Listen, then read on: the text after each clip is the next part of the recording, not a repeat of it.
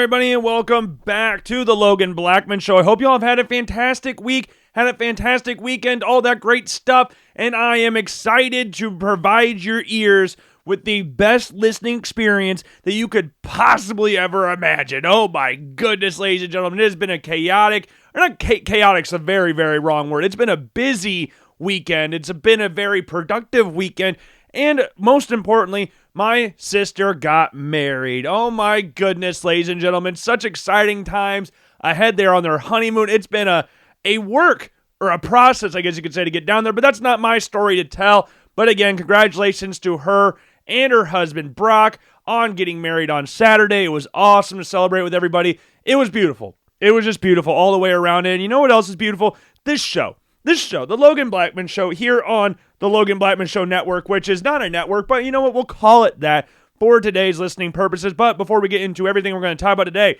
let's go over the housekeeping items first. Make sure to first follow the Logan Blackman Show on every single form of social media: Twitter, Instagram, Facebook, YouTube, and of course, Apple Podcasts and Spotify. You can find me on Twitter at Logan_Blackman. Instagram account is Blackman Logan. Show's Instagram account is The Logan Blackman Show. You can also find us on Facebook and YouTube. Search Logan Blackman Show. Make sure to like and follow the Facebook page and subscribe to the YouTube channel. Not just the main channel, which we will have another quarterback prospering coming out for you today. So make sure you stay tuned for that. And also make sure to follow the podcast account on TLBS Podcast, I believe it's called. But if you're listening to it already, sweet, just make sure to subscribe and give this video a thumbs up. But most importantly, again, make sure to follow the Apple Podcast and our Spotify accounts. Leave a rating out of 5 stars on both and let me know what you feel the way you do down in the description below. You can also go to the LoganBlackmanShow.com to check out our latest quarterback prospect rankings, Week 10 quarterback prospect rankings. Goodness gracious, ladies and gentlemen, it's a scary time. It's a scary time. Week 10 of college football. Like, we're in November. Like, that's so gross to sit here and say that with a straight face and go like, oh my God, we're in November. So you know what that means? We've only got 2 months of college football left. We've only got 2 months because remember the season ends in January. That means we've got 3 months until the NFL season ends for the most part, because that ends in February. So it's scary. It's been awesome. It's been really fun up until this point in the season, but I don't want it to end yet. And the thing is, I want to keep watching it. Like, it's not that I'm being, like, obviously I'm going to keep watching it, but ESPN, YouTube TV, Disney, whoever the hell is having these conversations, figure your shit out. So I'll give you a little peek behind the curtain here. I'm recording this on a Monday. So this show's going to come out on Friday, but I'm recording this on a Monday. Right now, YouTube TV and ESPN are beefing over prices of something. I don't know what it is. Remember, prior to the season started, YouTube TV had the same thing going on with Fox. Now, ESPN posted something stupid about like, oh, make sure to get your networks back and stuff like that. It's like, why don't we just all get along and just allow us to do this? Because I just got YouTube TV like 2 weeks ago. And that was right before it was the night of the Bills and Falcons game. It was that night, because I can never get my parents' ESPN account or DirecTV account, to work. So I was like, well, screw this. I'm not going to try and find a stream for an ESPN game.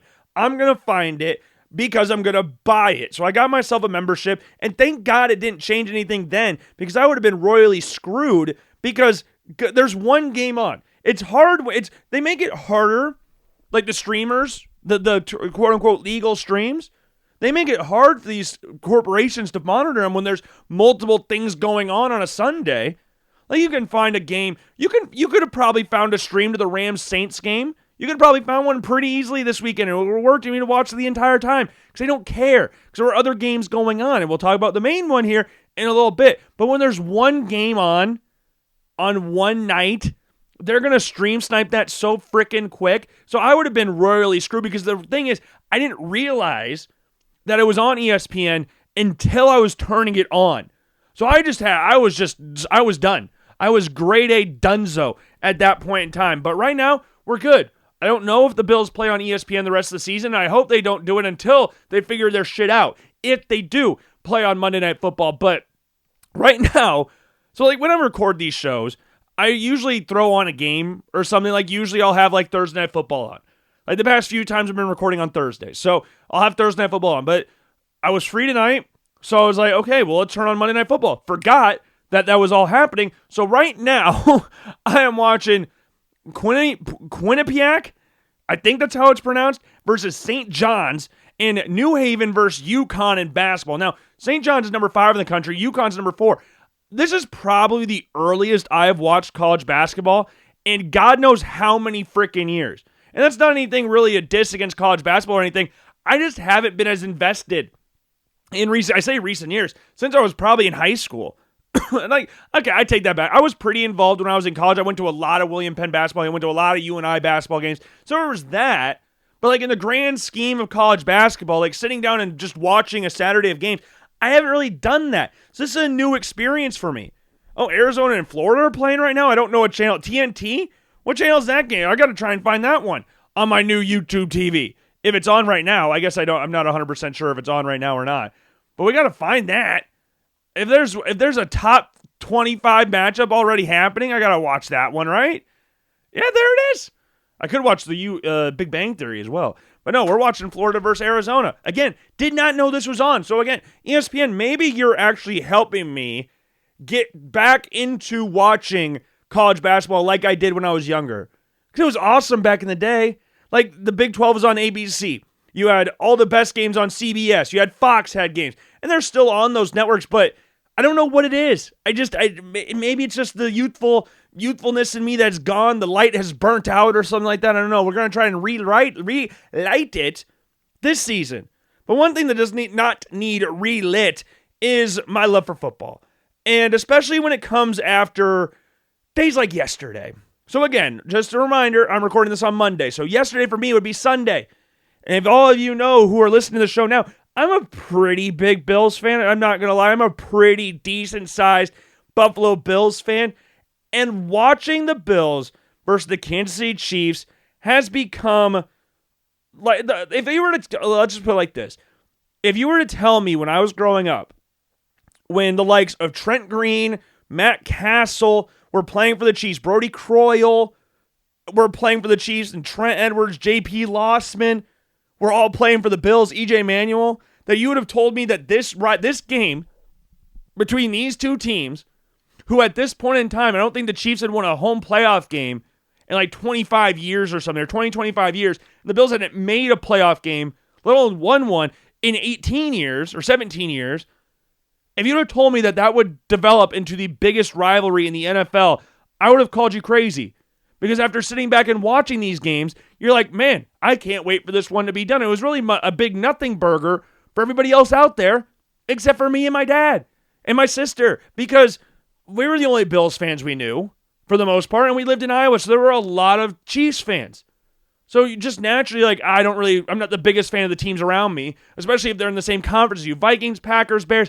I never really had a big issue with them. There's not a ton of Rams fans around here anymore, but they were mostly there just because of Kurt Warner's. Not a lot of Colts fans around. So you got a lot of Chiefs fans. And they weren't as vocal as what they were back then, but they were still annoying. I still didn't like them very much. So my first NFL game was Bills versus Chiefs. So I have a history in this game already, and I always disliked them. And it was mostly because of the color scheme. I mean, ketchup and mustard is not really my cup of tea, both in the NFL and collegiate levels. It's just not my cup of tea. But apart from that, I had no, real, I hate them. Like the Patriots. I hated the Patriots. I loathed the Patriots. I feared the Patriots. I didn't really have anything to really hate the Chiefs on, except for the fact that I lived in Iowa. That was about the only thing that I had going for me in regards to my hatred, if we'll call it that, of the Kansas City Chiefs. And back at that point, I would not have had them in my top 5 least favorite teams. I would probably had them in top 10, but they probably would have been closer to 8 than they would have been to 5. Like, if you're talking about younger Logan, at that point in time, at that point in my life, I would have said the Patriots are number 1. Then we would probably have had the Dolphins there. Then you have the Jets, so just division games in there. And then the Steelers and the Cowboys. I would say those were my 5 least favorite teams growing up. Because my dad just told me these were the teams we're not going to like, so we didn't like them. Now, I will say this. I did have a Sean Green jersey, but that was only because he went to Iowa, and I know I only wore it one time, and it was inside the house because I felt disgusting wearing it anywhere other than that because I hated the Jets, but I loved Sean Green. But that's another story for a different time. But the Chiefs were just not there. Again, you get a little bit closer to number 8. You're looking at teams like, who else would have been in that category of teams I just didn't like in general? I don't know. Who else would have been in that category for that I didn't like? I mean, I never really cared for the Broncos, but I wouldn't say I didn't like them. I never liked the Raiders. The Raiders always bothered me. I think at that point I would probably say I disliked the Raiders more than the Kansas City Chiefs. But now, with this game being must-see TV in a borderline division game, because they play each other twice a year regardless, this is the 10th time that Josh Allen and Patrick Mahomes have played each other. 10 times. They have been in the league since 2017 and 2018, and they have played each other 10 times. That is insane. But every single time it's fireworks. Every single time it's must-watch TV. There's not been a bad game in this series, barring the AFC Championship game in the first year the Bills made it, and ironically, the Bills-Chiefs game earlier in that year when they played in Buffalo with no fans in the crowd. Like, that was the only two times where you could look at this game and go like, this game kind of sucks. At least from my perspective. I guess I shouldn't sit there and go like for everybody, because maybe there's been a time where the Bills have dominated. You've been a Chiefs fan or wanted the Chiefs to win. You're like, well, I hate this game. But right now, it's just insane. It's so insane how the landscape of sports flips like that. Because I don't even think you would have told anybody that this game would be as big as it is back then, and they would have believed you. They didn't need to be a Bills or Chiefs fan, because if we're being honest, the fans of the teams are going to be probably more pessimistic at those points in times than some normal fan out there, because it's your team. So you look at them a lot differently than Joe Schmo looks at it, or I look at it from another perspective. And right now, it's infuriating to me, because I say infuriate. It's not the right word, because I don't really know what kind of emotion I'm feeling right now. I guess the main thing is I'm pumped that they beat the Chiefs again. And I know the score was 28-21, but if we're being 100% honest with ourselves here, the Bills kicked the shit out of the Chiefs and dominated the game. It was the worst game statistically of Patrick Mahomes' career in regards to completions and attempts in the game. Like, they were on him the entire time. Joey Bosa, AJ Epineza, Michael Hoyt, who tore his Achilles, so he's out for the season, which sucks because they just got him back from suspension. And he was playing really good in the 2 games post his suspension. But now he's out for the season. But Bosa, Epineza, Hoyt, those guys were fantastic in this game. Cole Bishop had his best game with the Buffalo Bills in his 1-year career, because he only got drafted last year. He was a 2nd-round draft pick last year. Had multiple struggles last year because he came into the season hurt. So he, couldn't practice, couldn't do anything with the plays, and he just wasn't ready. He got cooked over the top against the Texans twice, and then after that, it kind of just was, we'll have to wait and see. But going into this year with a full offseason workout, and he played a really good game against the Chiefs in the playoffs, or a really good game. He played the best game up to that point of his career against the Chiefs in the playoffs. So you're like, okay, he's going to come in and take the starting job from Damar Hamlin. Because the only reason Hamlin has this job is because Cole Bishop came into the season hurt. So he never had time to catch up, and he was playing catch up the entire season. And now Taylor Rapp is hurt, got put on IR. So the Bills are starting Jordan Poyer, yes, that Jordan Poyer, at safety next to second-year safety Cole Bishop. And Cole Bishop looked, again, the best he's ever looked in his career. He was flying all over the place, made some big pass breakups in there, made some big hits, took a nice little shoulder to Travis Kelce right underneath his shoulder pads. Took a nice little shot to him. Like, he played fantastic. Maxwell Harrison, the 1st-round draft pick this past year. The Bills drafted him, and there was one goal in mind when they drafted him. Guard anybody on the Kansas City Chiefs, most notably Xavier Worthy, the guy who the Bills traded back, who the Chiefs traded up to, the guy the Chiefs took when they traded up with the Bills last year's draft. Like, that, there was a lot of people that were upset about that, including myself. It doesn't have anything to do with how good Xavier Worthy would be or wouldn't be. It's the fact that you just willingly gave your biggest rival, at this point, a weapon that could potentially hurt you. Whether he would or not would remain to be seen. But at that point, looking at that from that perspective is like, why the hell did you do it? I don't care who they would have taken there. You're helping them get a player that they want enough to trade up with you. So it hurt. But them getting Maxwell Harrison made them address their biggest problem in their defense, which was lack of speed. They got cooked for that last year against the Chiefs and a lot of other games that they played last year. They got beat for speed every single time. Christian Benford, very good player. I guess not really this year, but good player overall prior to this year. He's not a speed guy. Rasul Douglas was getting up there in age. He's definitely not a speed guy. Taron Johnson is not a speed guy. The 2 safeties, Rapp and Hamlin, they're not speed guys. The Bills didn't have anybody you could really look to in that secondary and go, this is a guy that we're going to put on the fastest guy in the field. We feel confident in him, guarding him every single freaking time. Even Kyer Elam, first round pick from a couple years ago, he was not a speed. The Bills literally had nobody they could turn to for speed on the defensive side of the ball. And when your biggest rival is the Kansas City Chiefs, the team that you cannot get over in the playoffs, you need to get a quote-unquote Chiefs stopper, which is a lot easier said than done. But getting someone like Maxwell Hairston was a big step in that direction. He came in the season hurt, had the knee injury in preseason, misses the first few games of the year, comes back last week against the Panthers, gets a few reps in there, gets his first meaningful game time this week against the Chiefs. They have the matchup that they're wanting.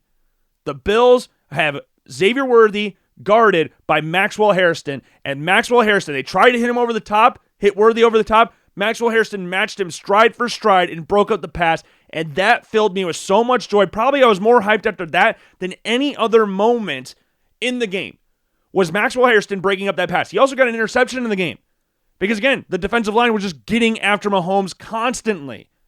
And what is so awesome about seeing how well the defense played in this game is that Sean McDermott's calling the plays again.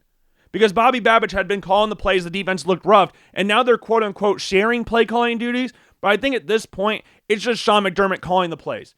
And I have no issue, generally, with Bobby Babich. He seems like a pretty cool guy. I like listening to him in interviews and stuff like that.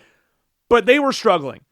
And Sean McDermott has done this before. He took play calling duties away from Leslie Frazier in Josh Allen's rookie season. He eventually gave it back, but he has done this before.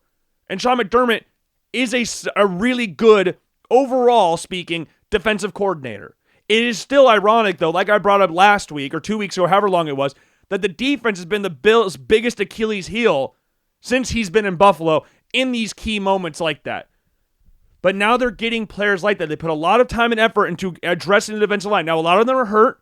Ed Oliver's hurt. Michael Hoyt's now hurt, out for the season, both of them. They did see something today that Ed Oliver could come back for the first round of the playoffs, but we'll have to wait and see on that.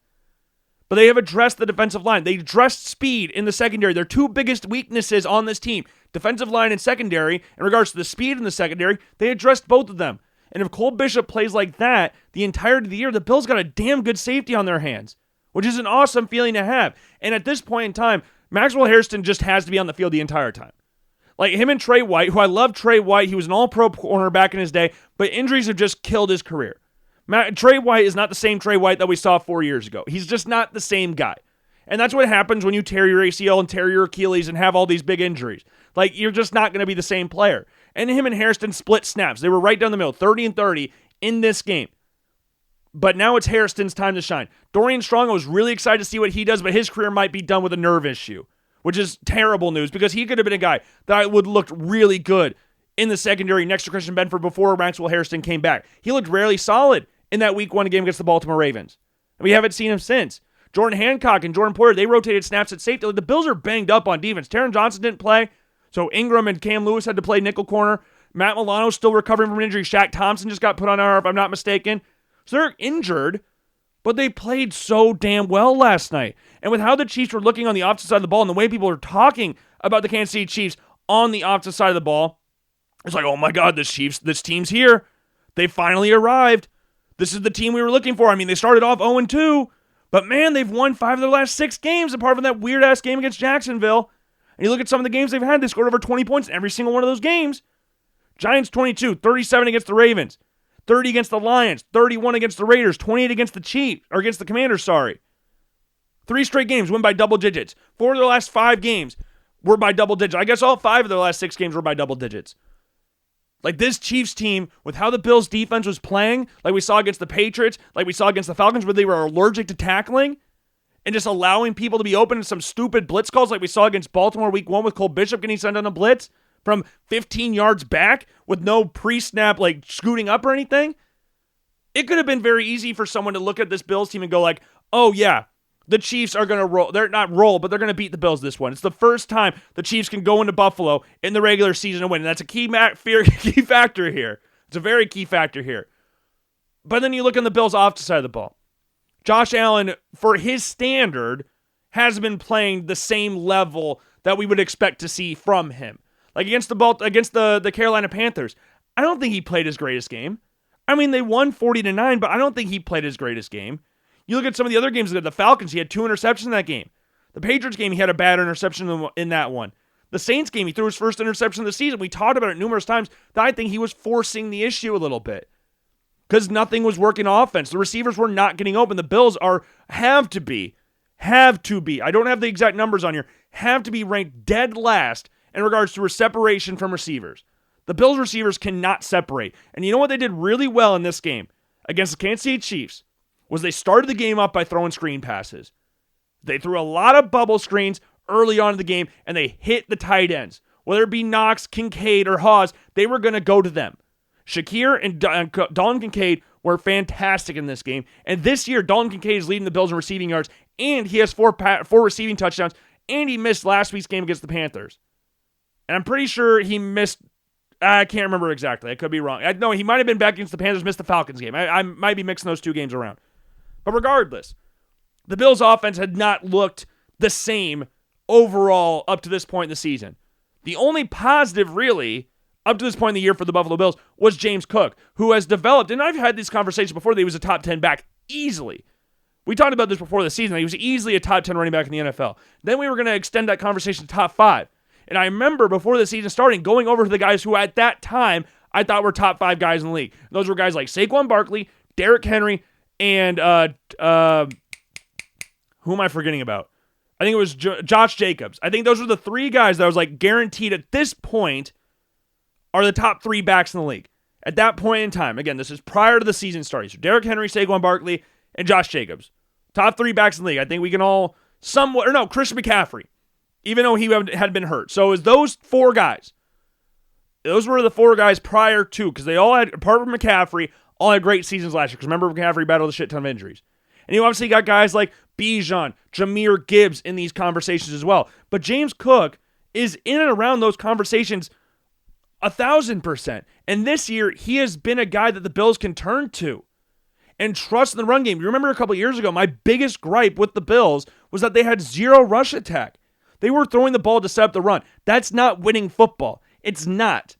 That's not how you win games in the NFL. You have to be able to run the ball at least to some capacity. I'm not saying you need to be top 5 in the league in rushing yards or rush attempts or anything like that, but you have to run the ball. And the main reason for that is the defense gets hit every single time you run the ball. There's no plays off if you run the ball. Every player, barring a safety here and there, is getting hit on the defensive side of the ball. You're making them commit. So by hitting them, what are you doing as well? You're tiring them out. You're getting them to suck in a little bit. So if you can't run the ball, what does the defense have? Why are they sucking in for? There's no reason for them to. So it makes the pass game 1,000 times harder. So it was like, guys, we're making this way too damn complicated. And Ken Dorsey, for whatever reason, could not get a run game going to save his freaking life and couldn't figure out how to use James Cook in the offense. Because James Cook's first year in the NFL was with Ken Dorsey as the offensive coordinator. And my dad and I kept screaming at the TV to keep him in because he is better than Devin Singletary. They had brought in Naheem Hines. They couldn't figure out how to use him as well. Like, use James Cook. Let Cook cook. Let James cook was our phrase that we said in the household every freaking time his rookie year. His first game that where they actually let him go was against the Bears. It was against the Bears. Late in the season in Chicago, they let him loose. And he had about a 40, 50-yard touchdown run in that game where he made a cut that Devin Singletary could only dream of making. And he was gone. And ever since that moment, pretty much, James Cook has been the guy in Buffalo and has been so awesome. If we're looking at Bills running backs, post Thurman Thomas, who are you taking over James Cook right now? LaShawn McCoy was awesome in Buffalo. Marshawn Lynch was in Buffalo, but for a short period of time. Fred Jackson was awesome in Buffalo. The last 200-yard rushing game prior to the Carolina Panthers game was Fred Jackson back in 2009. So, like, those 3 guys, you could have conversation. Travis Henry was really good. Willis McGahee, he had a couple years in there as well. Like, the Bills have had some solid running backs. CJ Spiller was in there as well. But it's not crazy to sit here and go, James Cook is the best out of all of them. And what I loved about this Kansas City Chiefs game is that they kept him on the frickin' field. He ran the ball 27 times. Do you want to know what Josh Allen's completion percentage in this game was? 88%. He went 23 of 26 in this game. This is what I was talking about again. How important having a run game is to a passing offense, let alone to your offense in general. It makes the defense commit. It gets the defense confused. So then you have these play-action passes. And the Bills have a really insane number of plays. If they're under center, there's like a 95% chance they're going to run the ball. They became really predictable in their play calling. And the Bills right now, if I'm not mistaken, I could be misremembering this, but the Bills are the only team in the NFL that average more pass play or run plays than pass plays in the NFL. And again, in the NFL, especially with this current age of the NFL where the run game's starting to come back, like you need to, I love it. I love it. Because it opens up everything for it. I've talked about this 1,000 times with Lamar Jackson and Derrick Henry. Like having Derrick Henry out there makes everything so much easier. And that's not even a dig at Lamar Jackson. That's just how it is. That's how it naturally works. If you have an elite run game and you're an elite runner yourself, Lamar Jackson and Josh Allen, then it just makes your life so much easier. That's what I loved about it. And the Bills just beat the crap out of them. It was not 21-28. Is not a fair representation for this game, in my opinion. And maybe I'm looking at this a little bit differently than some other people out there, but in my opinion, the Bills rightfully won this game and probably should have won this game by more. They probably should have. If I'm being as unbiased or as transparent, at least, as I can be. Like right now, Josh Allen just passed. He's now the favorite to win MVP. And we can all agree that the Bills' best player on offense this year has been James Cook. I mean, we can all agree on that. But when it comes to MVPs and stuff like that, it just comes with the territory that's going to go to the quarterback. Like that's just how it works. I mean, we've looked at the past however many weeks of potential MVP candidates, and the one the Colts have, who were at one time the best team in the NFL record-wise and point-wise, it wasn't Jonathan Taylor who's on pace to have a record-setting season. It's Daniel Jones because he's the quarterback. Even though everybody and their mom knows Jonathan Taylor is the best player on that Colts team. Now, James Cook is not the best player on the Bills, but he's the best player playing right now. He's playing the best. I guess I should rephrase that. Yes, he's playing the best. Josh Allen's the best player on the Bills, full stop. It's not even a conversation. But James Cook is playing the best. Everybody on the Bills right now. And those are two different things. And if they keep playing like they did against Kansas City, then they can beat anybody. And that's what's so funny about being a fan as well, is that you can feel down in the dumps watching your team lose to the Atlanta Falcons, and 2 weeks later you're beating the Kansas City Chiefs. And the Chiefs are right now, as things stand, currently on the outside looking in the playoffs. It was the first time, I think they said, that when these two teams play, that neither team, not one of the teams, was leading their division at the point in time. Because the Broncos lead the AFC West, the Patriots lead the AFC East. So that was a weird feeling. And right now the Chiefs are sitting at 5-4. They're sitting at 5-4. That offensive line is not very good. Just flat out not very good. And they had some injuries throughout the course of the game. Sua Mataia got hurt in the game. Jawan Taylor got hurt in the game at right tackle. Josh Simmons, the rookie from Ohio State, he was out of the game for personal reasons. So there's three guys right there that are out. The Chiefs can't run the football either. I know they're very good at 3rd and 1s. But prior to the game, they were like 17-19 on 3rd and 1 attempts when they ran it with Kareem Hunt. I think Patrick Mahomes said they called it the Hunt bunt or something like that. But overall, the Chiefs cannot run the football. So what did I say before? If you can't run the ball, it makes your passing game that much harder. It makes everything so much harder. So what has been the Chiefs' biggest issue? They just don't look the same in offense. You want to know why? Because they can't run the damn ball. Like, what did the defensive linemen need to do to sit back on anything? They just charged Mahomes the entire time. And they did. And they roughed him up. They only got 3 sacks in the game, but I think they hit him about 90% of the time of his dropbacks. Like, that's one of the best games. I'm not going to lie. It's one of the best games, or one of the most fun games I can remember watching a Bills game. Because even though the game ended up being a 7-point game, I really didn't have a fear of them losing this game. And I've talked about that before, about where I kind of just expect the Bills to beat the Chiefs in the regular season. They're 5-1 in their last 6 games against the Chiefs in the regular season. They've won the last 5. Like Josh Allen, it's so infuriating because you look at what the Bills are doing in the regular season against the Kansas City Chiefs. We talked about the numbers last week. What the numbers are points per game wise, Josh Allen's numbers, and what the defense is giving up in the playoffs versus the regular season. And I saw a tweet today. I can't remember who posted it, but it said something along the lines of, Have we ever seen a rivalry in NFL history where one team is so dominant in the regular season but just can't do anything in the playoffs? I don't know if we have. It's so strange. I don't know if I've ever seen anything like this before where, like, going into a Bills-Chiefs game, I'm expecting the Bills to win. If it's the regular season, I'm expecting them to win. And that was even when the game was played in Kansas City, because it was however many years in a row they played down in Kansas City. And then now it's been 2 years in a row, 3 years in a row, I can't remember the exact number, of that they played in Buffalo. I think it's 2 years in a row now, discounting the playoff game. But there was a stretch where the Chiefs hadn't played the playoff game in the divisional round when the Chiefs went on to beat the 49ers in the Super Bowl with Brock Purdy. That year, that was the first time the Chiefs had played in Buffalo since COVID. Like, it had been a while since, that's playoffs and regular season. Like, there was a long-ass stretch between that. And again, like I talked about before, the Bills have played each other, Bills and Chiefs have played each other 10 times up to this point since Josh Allen and Patrick Mahomes have been in the league. Like, that's including postseason, regular season. And I know I joked about it before, and I was talking to my dad about this last night, where there was a little, I know we talked about it where it was like, there's part of me that wants the Chiefs to win so the Bills could go over the hump of the playoffs and stuff like that, like the reverse psychology stuff. But then it's all fun and dandy saying that prior to the game. But once it starts, there was not a single ounce of me that wanted the Chiefs to win this game. There was not a single ounce of me that did not want the Bills to win this game. And I just found that funny because it was a realization of, like, you're trying to talk, like, it was more of a way where I could talk myself into it if the Bills had lost.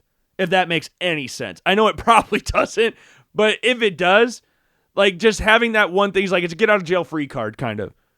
It's like, oh, well, they lost in the regular season. About damn time now they could maybe beat them in the playoffs, huh? But no, I love beating this team.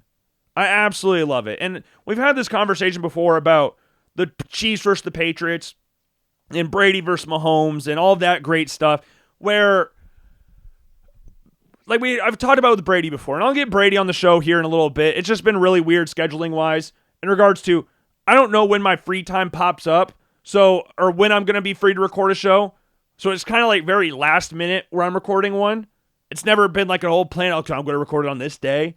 It's kind of just happens, and I just do it. So with that, it's kind of hard for me to text somebody the day of or the night of and go, hey, do you want to come over and record? Because Lord knows what they're doing. But we'll get him back on the show here shortly. I promise. Because I want him back on the show. I want him, especially after this game. I really want it. And how Iowa State's looking. But that's more, we'll talk about them in a little bit. I don't think he really wants to talk about Iowa State football at this point in time. They lost their last 4 games. But again, we'll talk about them here in a little bit. But when I've talked to Brady about it in regards to the Mahomes versus Brady stuff, Tom Brady stuff, I still hold firm that Tom Brady, we're not going to have conversations about, like, Mahomes versus Brady. In regards to real conversations. Like, we can talk about it, but we're not actually entertaining the idea that Patrick Mahomes is at any point better than Tom Brady. I guess you could say throughout his first however many years, fine. You could sit there and say that. But too bad Brady's career didn't stop after that. Like, that holds no weight in anything. Like, who the hell cares if his career was better at this point through his first 6 years or whatever? It was better than Tom Brady statistically. I don't care, really. I'm sorry, I don't. And as somebody that's been tormented by both Tom Brady and Patrick Mahomes throughout my life, I can again tell you that I still hold Tom Brady in regards to a fear factor so much more. And I've seen them both live in the flesh too. I've seen Patrick Mahomes and Tom Brady play the Bills. Now you could also sit there and go, well, Logan, the Bills teams that played Tom Brady were nowhere near the level of Bills teams that are playing right now. So you just kind of had to admit defeat prior to. It wasn't just that, though. I don't care if the Bills had the best team in the world. I had zero belief that they would actually beat the Patriots. It did not matter. They could have had anybody on their side, and I still think the Patriots would have won because that's just what Tom Brady did. There was a fear that came over you when he stepped on the field that I have not felt for any other player in my life. And again, I've seen the Bills lose a lot of games to the Kansas City Chiefs when it matters most. And the Patriots only beat the Bills in the playoffs. But those Patriots teams were just different. That's the best way I can describe it. It's the best way I can describe it. And those conversations have kind of died off because the Chiefs haven't been very good this year.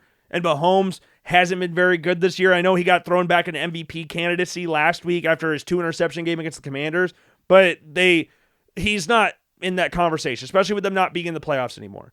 If I had to be honest right now and tell you who I was going to pick for MVP at this point in time, I would probably give it to Drake May. If I'm being 100% honest here, I would probably give it to Drake May. And I think I did not expect to say that prior to the season started, but I also didn't expect like Lamar Jackson to be out for a significant amount of time. I didn't expect Joe Burrow to be out for a significant amount of time. But that's the reality in which we're living in. And you know what? It wouldn't be wrong to say Matt Stafford is in that conversation as well. I think Matt Stafford's playing great football at this point in time. Some of the best football of his career, if we're being 100% honest. I know he had a 5,000-yard passing season with the Detroit Lions and everything. But Matt Stafford, like I remember before the season started, I couldn't give a firm grade on what I thought the Rams would be because of Matt Stafford's back. That was the whole story every single week in the offseason was, oh my God, we got to watch out for Matt Stafford's back. We got to watch out for Matt Stafford's back. And if you look back to my preseason quarterback range, I had Matt Stafford as the 5th best quarterback in the league. So this is not some surprise that Matt Stafford's playing great. But I am surprised that this back thing has been a non-factor, and he's playing, again, arguably the best football of his career, and the dude's freaking 37 years old with a bad back. Like right now, 2,100 yards, 21 touchdowns, 2 picks. To put that in perspective, he had 20 passing touchdowns last season and 24 the season prior. He's got 21 through 8 games this point in the season. Like Matt Stafford and the Rams are playing really good football, and it sucks that they kept talking about how bad his back was because I would have easily had the Rams winning that damn division. I don't know if I had them winning it or not. I can't remember. But his back injury scared the hell out of me because you know where their backup is? Jimmy Garoppolo. And we know Jimmy Garoppolo is going to get hurt at some time, so who's their third-string quarterback? So when that idea kept going through my head, I was like, oh shit, this team's going to be scary. I talked about how good the players they had on the defensive side of the ball were Jared Verse, Byron Young, Braden Fisk, all those guys. They traded for Devontae Adams. They had Puka Nacua. If he could stay healthy, that'd be awesome. Kyrie Williams is a very solid running back. Like, they had all the pieces there. But if Stafford's not healthy, like the most important position on the football field is a quarterback, then this is all going to go really bad. Or not really bad, but it's going to be rough. It's going to be a rough go of things. But yeah, I wouldn't be upset if Matt Stafford or Drake May got it. Well, I'd be upset if Drake May got it because he's a Patriot. But apart from that, I wouldn't be upset if he got one. I think he deserves it. Jonathan Taylor, I think deserves to be in that conversation as well. And I'm going to put James Cook in that conversation. Everybody's talking about Jonathan Taylor, and rightfully so, given how crazy the Colts offense has been this year. But James Cook and Jonathan Taylor right now, there is 28 rushing yards separating them right now. Now, Jonathan Taylor has 5 more touchdowns than James Cook, but those two are the only guys who have over 800 yards rushing up to this point in the season. The only two in the entire NFL is Jonathan Taylor and James Cook, and they're on the back half of 800 yards. Like Jonathan Taylor's 5 yards away from 900. James Cook is 27. No, hold on. I got to do quick math here. 33. He's 33 yards away from 900 yards.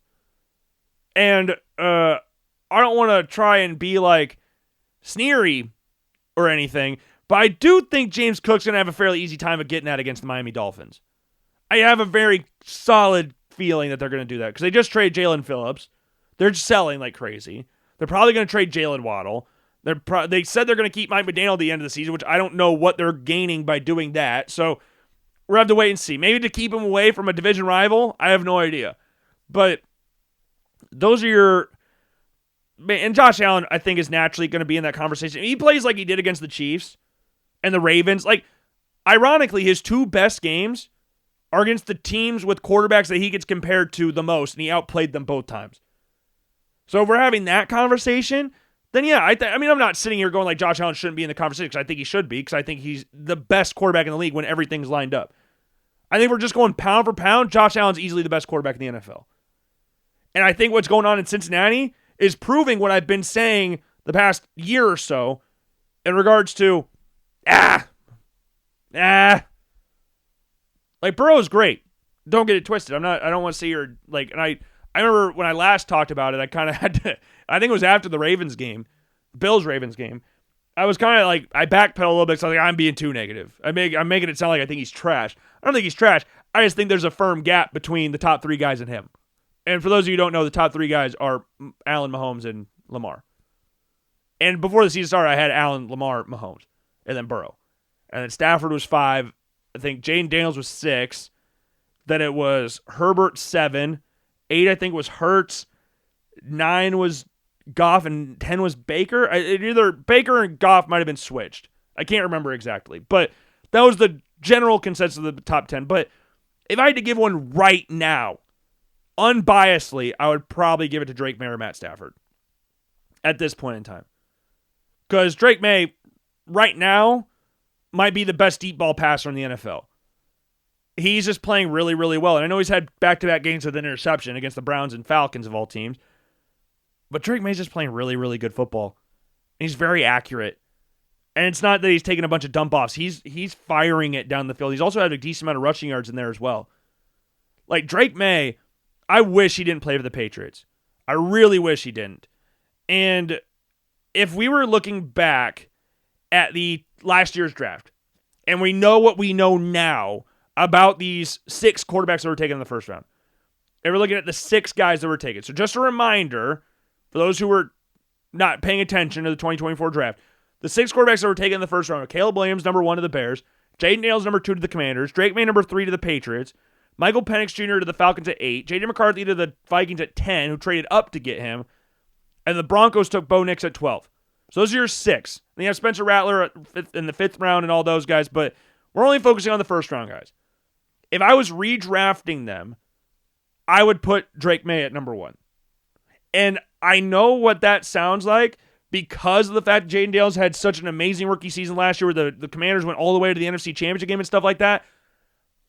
And he broke a lot of passing records in Commanders history. He had one of the best rookie seasons we've ever seen.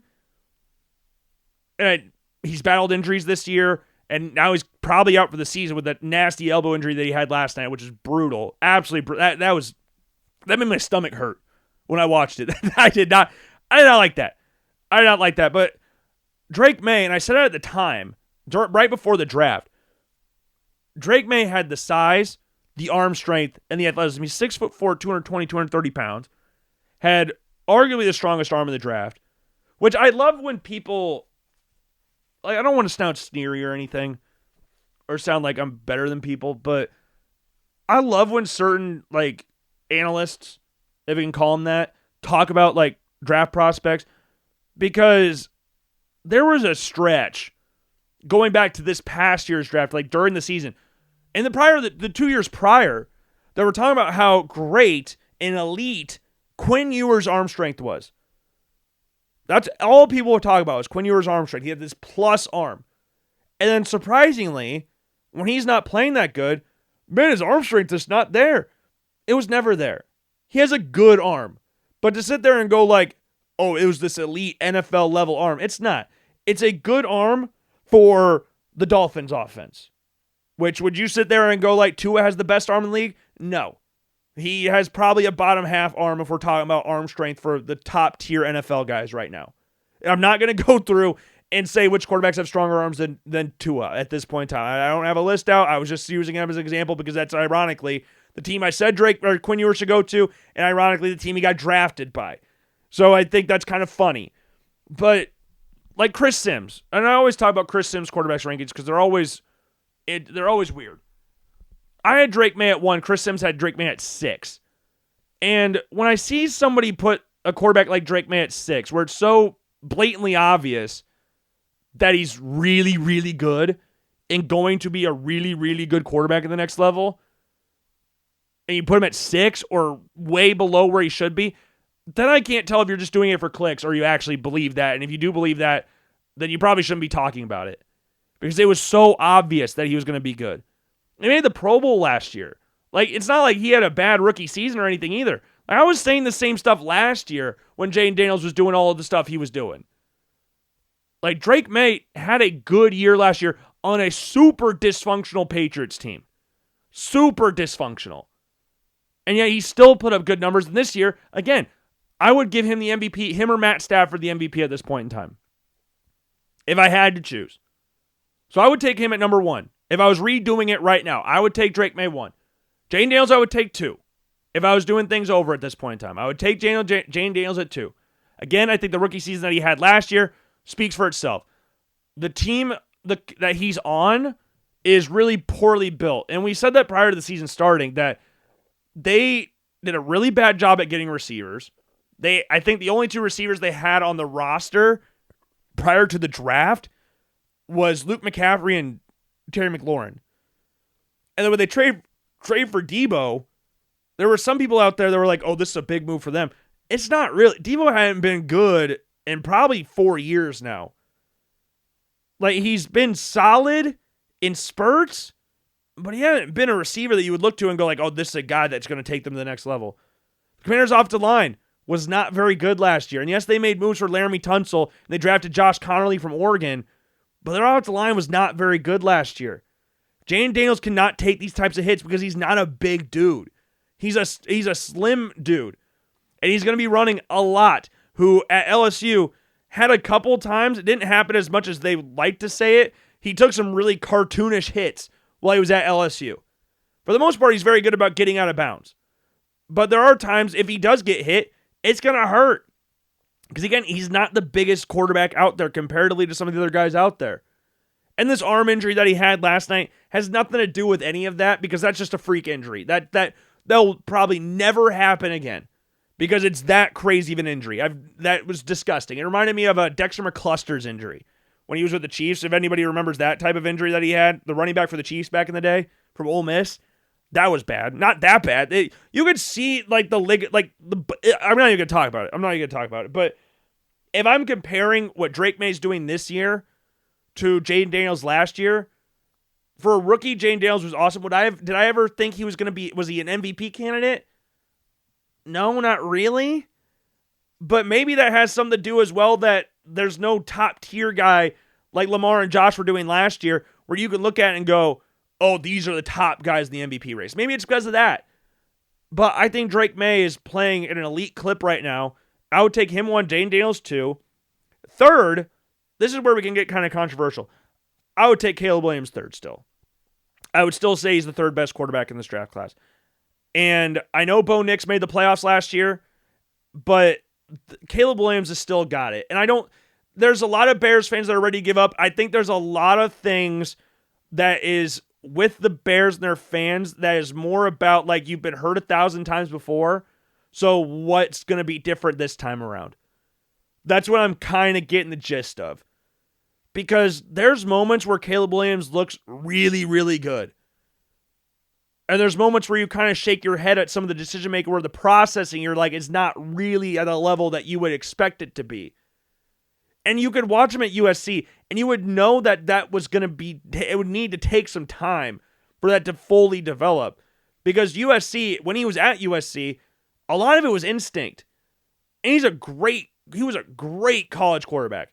Heisman Trophy winner, rightfully so. Great player in college. But it was going to take some time to develop. He was not this generational prospect that people thought he was. I mean, that's just, it got to a point of we were putting so many expectations on him that it was damn near impossible for him to get. I saw people talking about him, the Bears making the Super Bowl, being a dark horse Super Bowl team last year. Like, no, come on, guys. We got to calm down a little bit here. I know he's good. I know he won a Heisman, but come on. We got to chill out here. And I know the Bears haven't had a quarterback ever. They've never had a 4,000-yard passer. The Bears are one of the oldest franchises in the NFL. They're the only one not to have a 4,000-yard passer. The Houston Texans have been around since 2002 and have had a 4,000-yard passer. Like, it's not fair for the Bears. But Caleb Williams is not the biggest problem the Bears have. And there's moments like what you saw yesterday against the Bengals, where he's making run play. He's picking up big gains on the ground. And then the next play, he finds Colston Loveland down the middle of the field with a strike for a touchdown that ultimately won the game. Like, I thought Caleb Williams played really, really well yesterday. And there's games like that where I'm like, okay, I'm still there. Because I don't think the Bears are fully there yet either. And they were a lot of people were like, oh, they hired Ben Johnson. It's going to be instantly great like that. No, that's not how that works, especially when you spend a whole season last year with Shane Waldron. That's not how that works. Like, you got to still let it breathe a little bit. We're all about instant gratification at this point in time, and I understand it. It's hard not to be, especially when you've never had something before. If you people out there are telling you it's the greatest thing since sliced bread and he's not that right away, then yeah, it's going to be hard for you to sit around and go like, oh, well, why he's not the greatest of all time yet? And then it turns into, oh my God, we drafted the wrong guy again. Like, I still have faith in Caleb Williams. I don't care about the stuff with like the nail polish. That doesn't move me at all. I think the stuff that people talk about on social media when it comes to that is just people bored and trying to just be mad at something. Because it's really not that big of a deal. If we're being 100% honest here, it's not that big of a deal. But I would still take him at 3. Number 4, Bo Nix would probably be number 4. And that one goes pretty much without saying because Bo Nix has gone to a playoff game. Comparatively to all the other quarterbacks that were taken in the first round, it's only him and Jayden Daniels, that have played in a playoff game. And Bo Nix had the misfortune to play in the Buffalo Bills in the first round of the playoffs and they got beat. So that's just what happens. But there was a little bit of me going into that game was like, this has just like this weird upset feeling right now. I don't know why, but I don't know. Because the Broncos were playing really well up to that point. Even though they only beat one team with a winning record up to that point, and that was the Chiefs who were playing all their backups at that. But it had that feeling. It just had that feeling. But Bo Nix is, I would say, frustrating at times. I would say is frustrating. Because there's moments, again, like you saw some of the throws that he made even this past week against the Texans. I know they only won 18-15 or something. But there were some throws that he made. You're like, okay, that's impressive. You saw some good throws that he had against the Cowboys as well in the previous week. Like, he's got stuff there. And he had 4 passing touchdowns against the Cowboys last week. But there are still some frustrating moments in there, like the turnovers in there. Like, he has 6 interceptions at this point in the year. And that's not brutal, especially when you got the 17 passing touchdowns in there. But it's just, like, he completed 48% of his passes yesterday, sorry. I'm not talking about that in regards to accuracy or anything, but there are a lot of misplaced throws throughout the course of the game for Bo Nix that are still not quite there yet. And I like that he's got Sean Payton in there and the experience that he had in college, the amount of years he played at Oregon and Auburn. That's going to be beneficial for his career because he's seen a lot of stuff. But I would still put him at number 4 at this point in time, and that one's pretty easy. But then the last 2, you can look at it from a perspective of Michael Penix, I think, has had moments with the Falcons. I think he's had moments. I think this year he's been all right. I would say that. And J.J. McCarthy we just haven't seen. He's played 3 games, I believe, up to this point in his career. He was back yesterday. Had a few touchdowns in that game. Had an interception. Because I believe he had 2 passing touchdowns and 1 rushing touchdown, if I remember correctly. If I wanted to, I could really sit here and go off of my pre-draft stuff. Because if I'm going off pre-draft stuff, I would still take J.J. McCarthy. Because I think J.J. McCarthy has a stronger arm and is a better athlete than Michael Penix. That's my general consensus of those 2. That's what I saw at Michigan and Washington. I know Michael Penix put up these astronomical numbers while at Washington. Comparatively as well to J.J. McCarthy, you didn't really have to put up a bunch of numbers while at Michigan. I mean, we had the famous game against Penn State where he had 8 pass attempts. Like, there's games like that. But I think overall, J.J. McCarthy has a stronger arm and is more athletic. And I think has a quicker release. Because Michael Penix, as I said at the draft, has one of the longer releases in college football, or in that draft process. It's not like Tim Tebow slow, but it's a pretty drawn-out motion. And maybe it's because he's left-handed, because it does look weird when it leaves his hand because he's left-handed. I mean, I've seen highlight clips of people flipping Tua around, and it looks a little bit more appealing on the eye to see him throw right-handed. So maybe it's something with that, do with that too. But after what we've seen in the NFL up to this point, it'd be really hard for me not to say Penix because he's played 9 more games, started 7 more games than him. I just don't have that sample size of McCarthy. But I still really like J.J. McCarthy. And I like what he can do. And there's going to be moments where it's, again, instant gratification stuff. Because look what Sam Darnold's doing with the Seahawks. Like, we all saw what Sam Darnold did last night against the Commanders. We all saw it.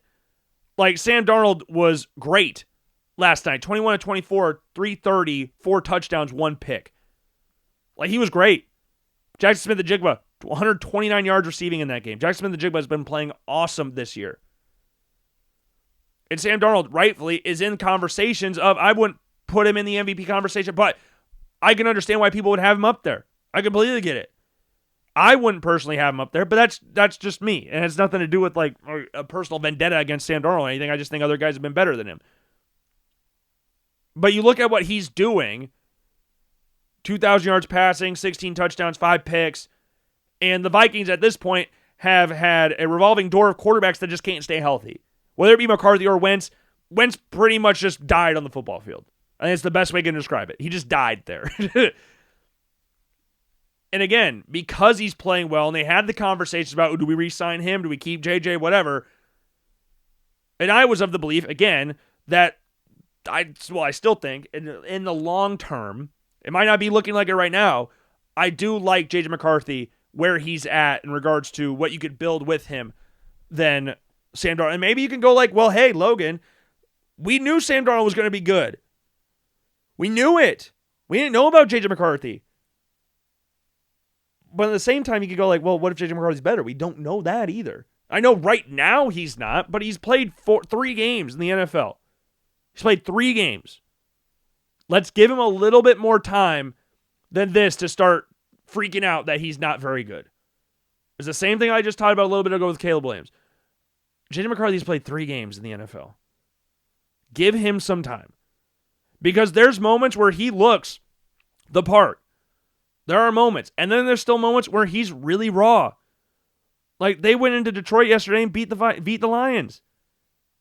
And I know it wasn't all because of J.J. McCarthy, but he played a part in it. I mean, he had 3 total touchdowns in this game.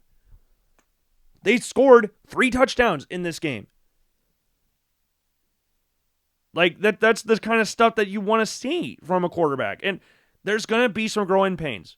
I'm not saying there's not going to be. But let's give some patience here. So I think just naturally, you'd go Penix 5, McCarthy 6. But I would, again, if I was choosing between the two, I would pick J.J. McCarthy.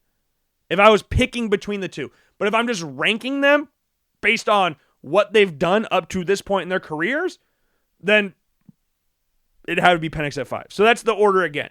So it's Drake May, Jaden, Caleb Williams, Bo Nix, Penix, McCarthy. That's the order right now. But like every single order, it's subject to change throughout time, especially when the NFL. Like, who before the season, again, would have said Matt Stafford and Drake May would have been MVP candidates? Everybody loves Matt Stafford. I'm not saying nobody loves him, but I don't think you or I were thinking he was going to win MVP this year or even been in a conversation of winning that, even though I had him as the 5th best quarterback in the league going into the year. I didn't think there was a chance. Again, the top 4 guys have always dominated the MVP race.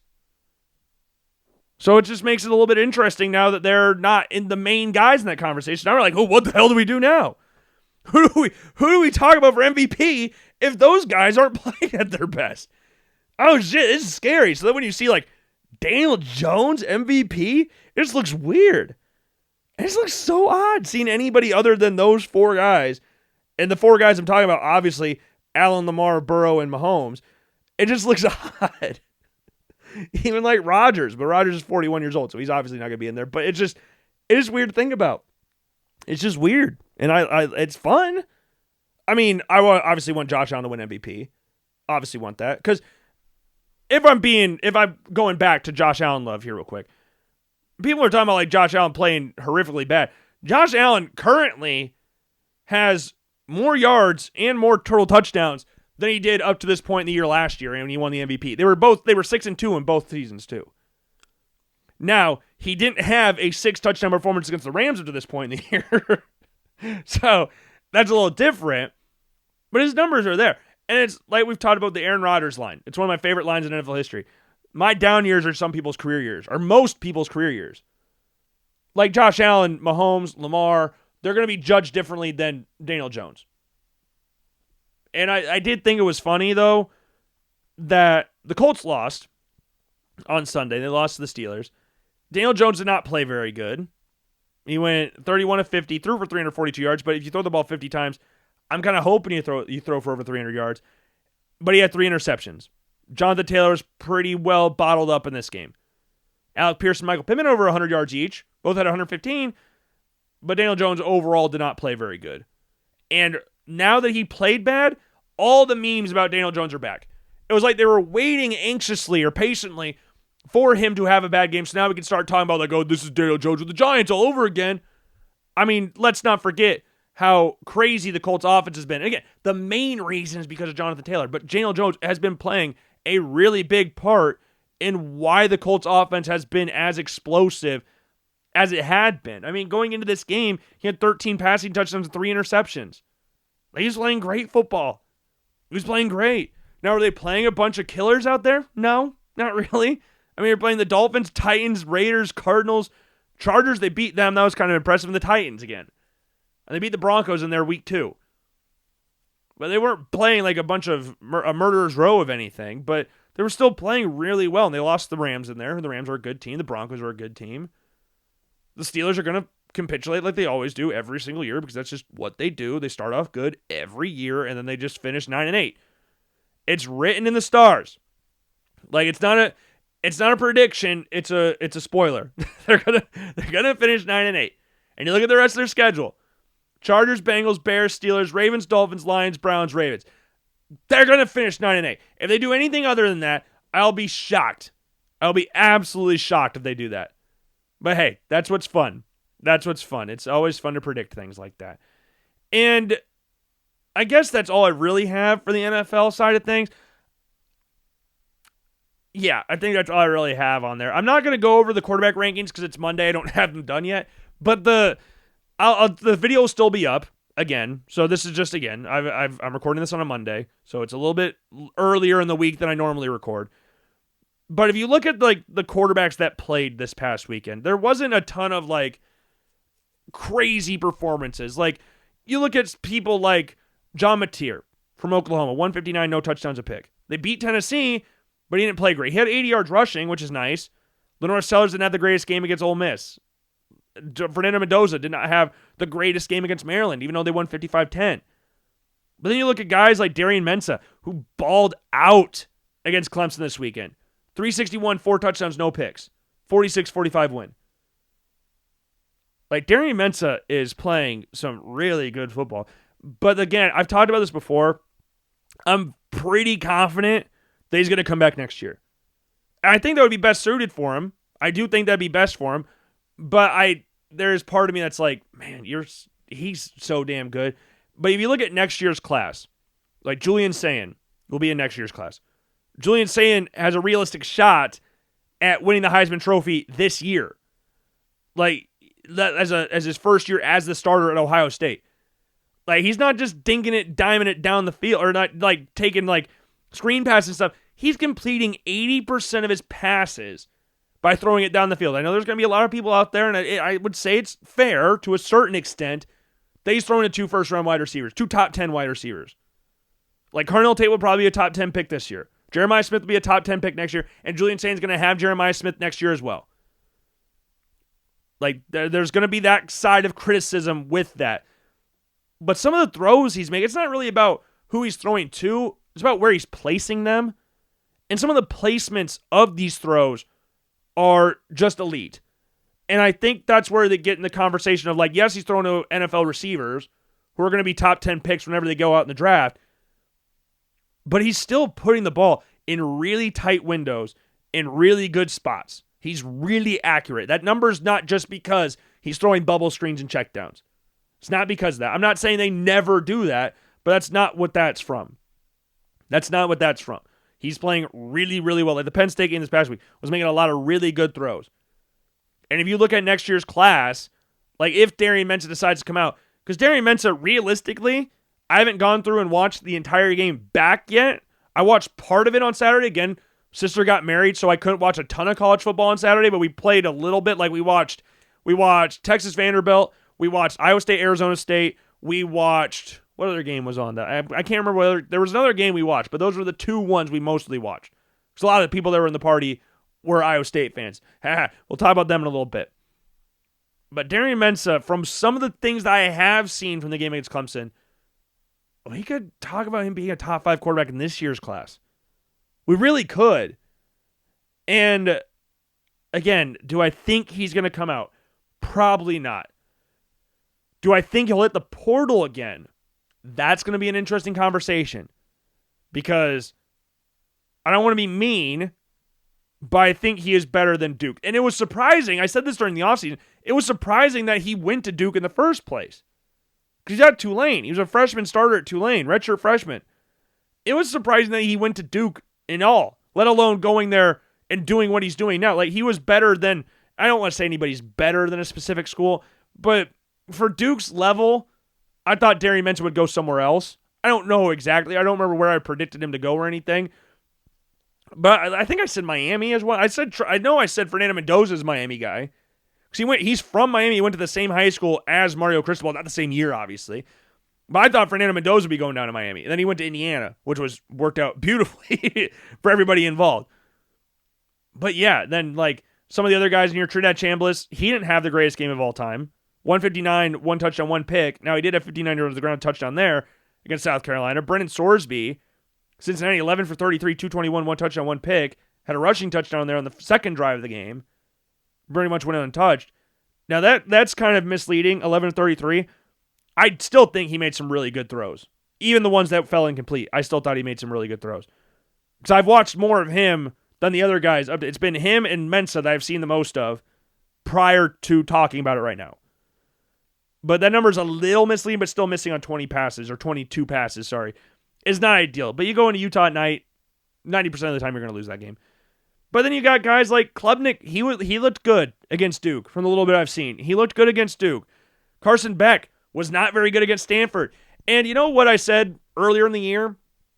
Like midway through the start of the season, when I was like, man, I got Miami wrong. Miami's a good team. You can make an argument that Miami's the best team in college football.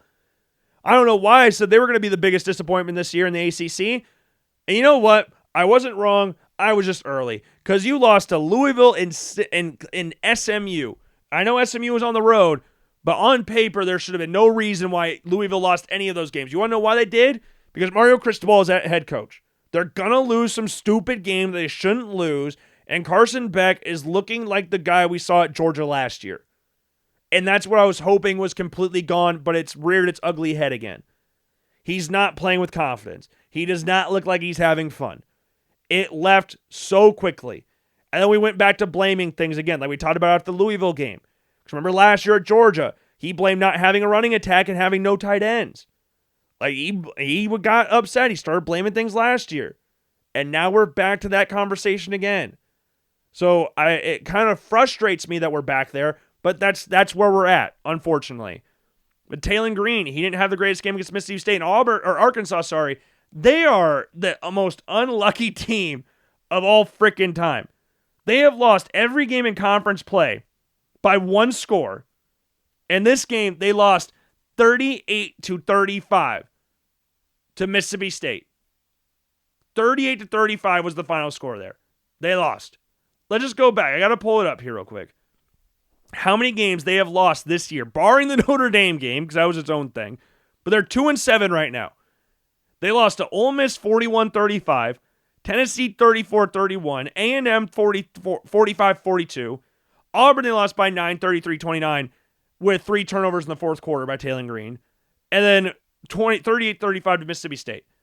So out of those games, you lost to Ole Miss by 6, you lost to Tennessee by 3, A&M by 3, Mississippi State by 3, and Auburn by 9. And you're 2-7. That is not fair.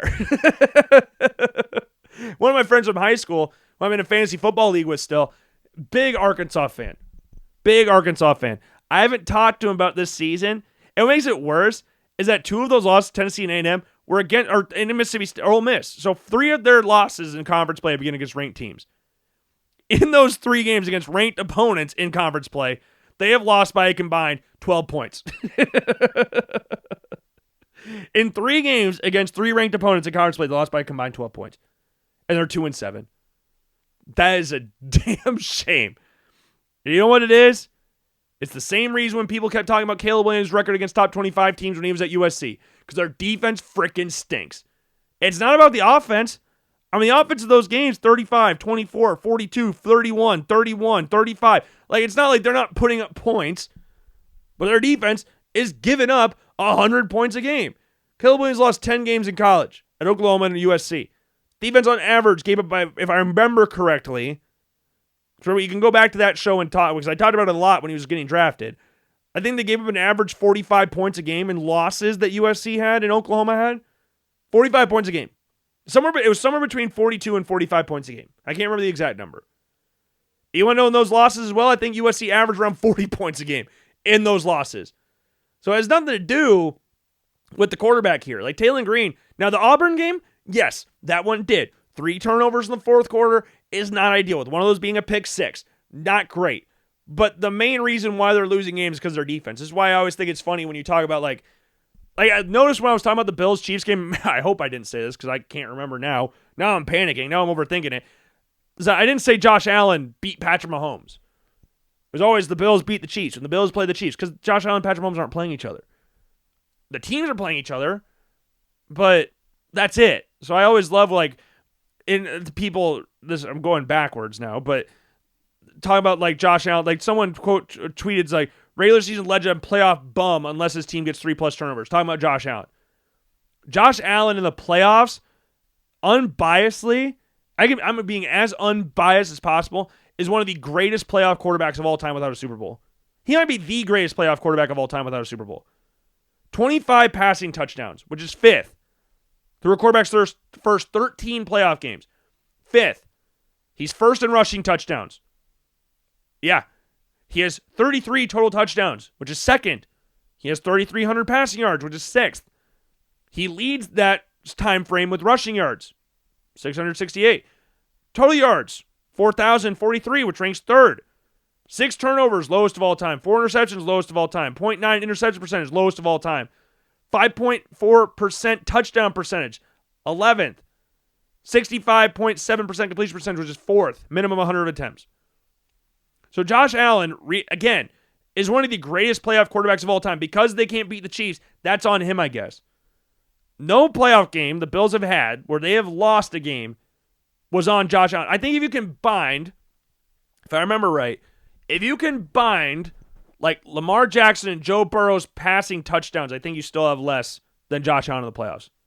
Jalen Hurts was once upon a time in that conversation, but I think he might have passed him or made that a number that was bigger than Josh Allen's with this past year's run. But I can't remember. We can do that one quick. We can do that one really quick. So Jalen Hurts right now has 10 passing touchdowns in the playoffs. So remember, 10.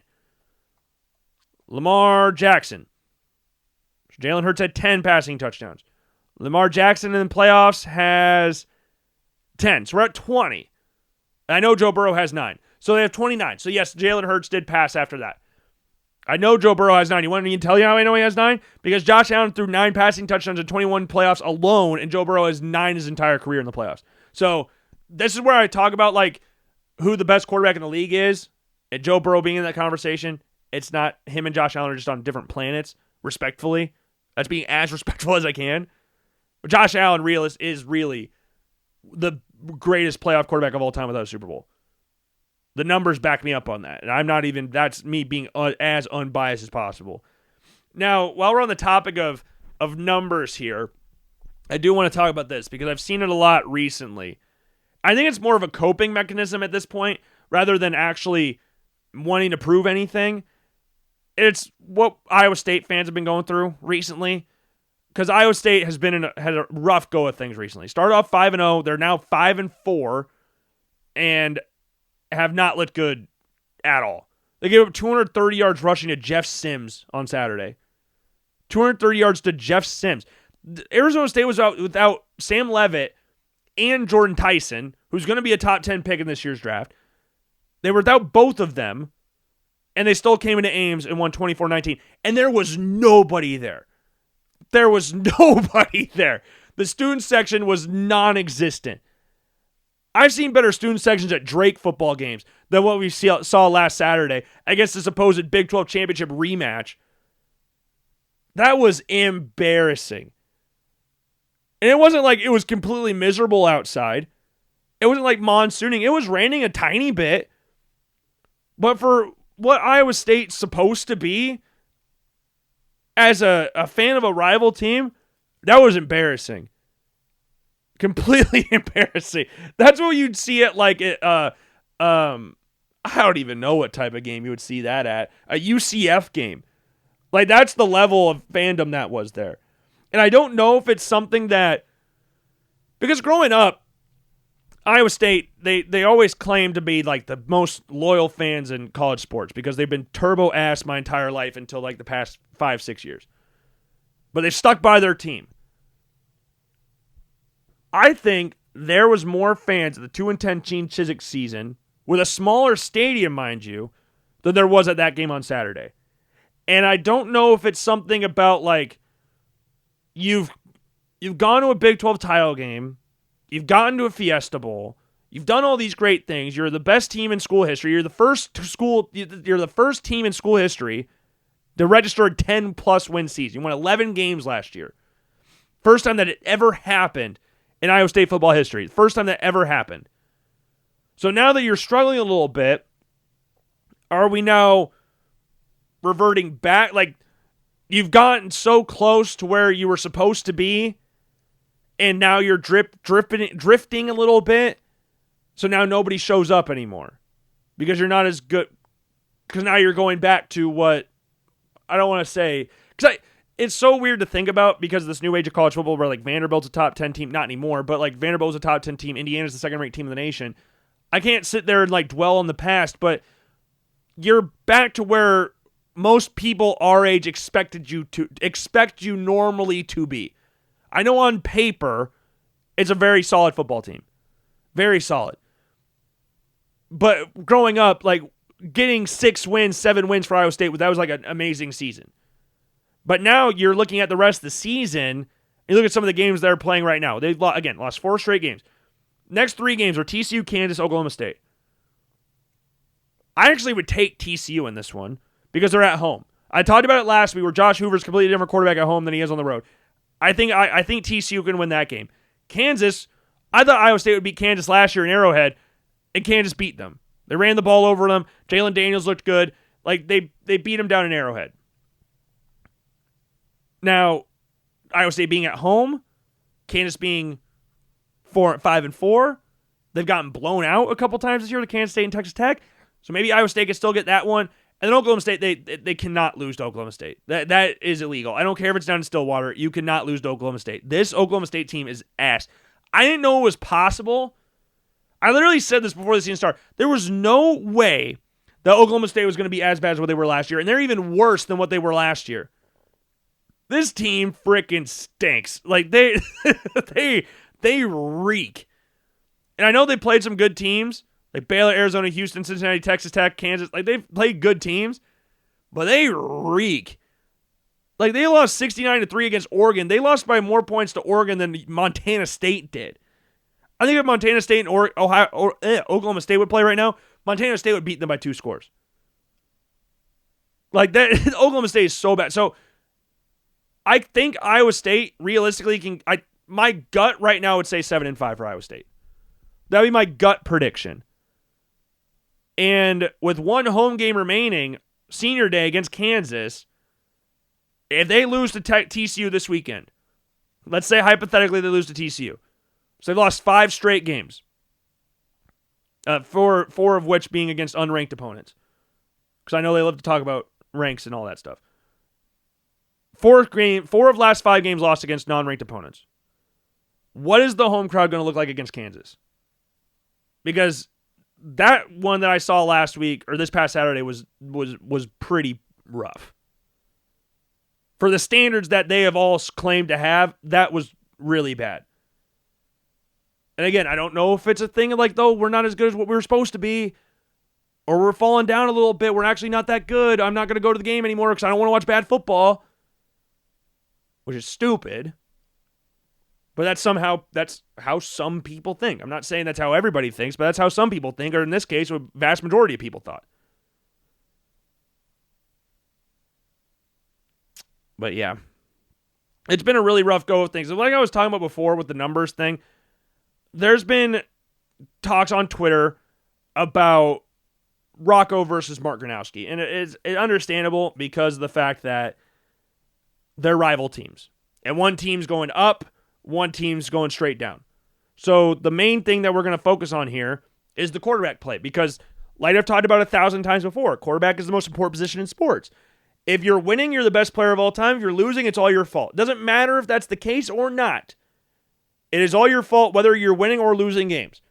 And that's why Daniel Jones has been in more MVP talks than Jonathan Taylor has, even though Jonathan Taylor's the best player on the Indianapolis Colts.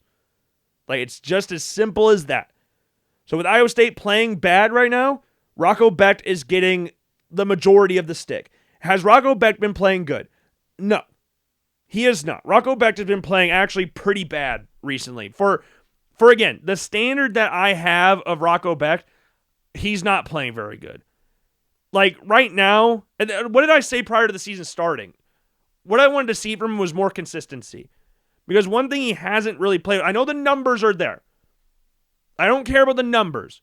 Watching him play and looking at the numbers only are two completely different things.